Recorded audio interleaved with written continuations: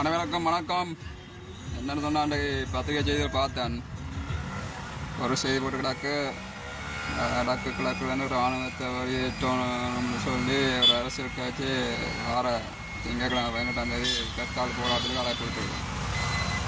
அது பத்திரிகைகளை இன்னொரு செய்ய பார்த்தான்.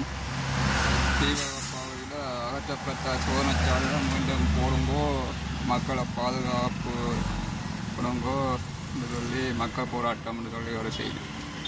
அதே பக்கத்தில் இன்னொரு செய்தி பார்த்தா, இராணுவமாக அகற்ற வேண்டும், இராணுவம் அந்த இடத்துல இருக்கணும், எங்கள் பாதுகாப்பு இராணுவம் என்று மக்கள் போராட்டம் செய்யணும். இராணுவத்துக்கு மக்கள் அங்கே கையெழுத்து ஒரு கடிதத்தை அனுப்பினாங்க.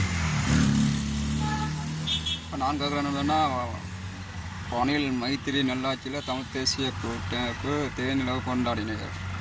அப்போ வடக்கு கிழக்குலேருந்து இராணுவத்தை வெளியேற்றம் என்ற கோரிக்கை விட்டு வடக்கு கிழக்குலேருந்து இராணுவத்தை வெளியேற்றிருக்கிறாங்க தமிழ் தேசிய கூட்டம். அப்போ எல்லாம் பேசாமல் சிவபோ வாழ்க்கை வாழ்ந்து போட்டு இப்போ மக்களால் துரத்தப்பட்டு எம்பி பதவி இல்லாமல் வீட்டில் சும்மா இருக்க தான் வடக்கு கிழக்குலேருந்து இராணுவத்தை வெளியேற்றலாம். அது யார் சொல்லணும்னு சொன்னால், எப்போ பார்த்தாலும் இராணுவ பாதுகாப்போட தமிழ் மக்கள் மத்தியில் விளம்பாரவர் சொல்கிறார்.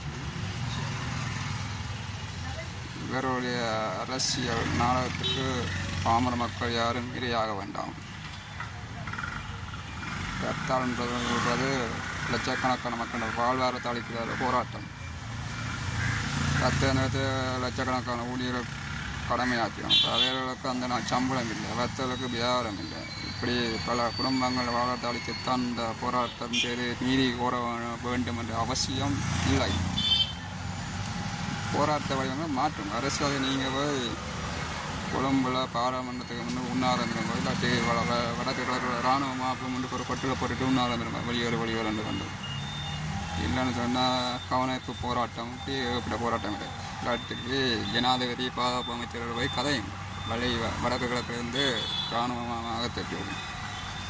சும்மா திருப்பி பாமர மக்கள் வாழ்வாரத்தை அளிக்கிற விட வேண்டாம். இப்போ நல்ல திருவிழா நடக்குது, அதை குழப்ப வேண்டாம்.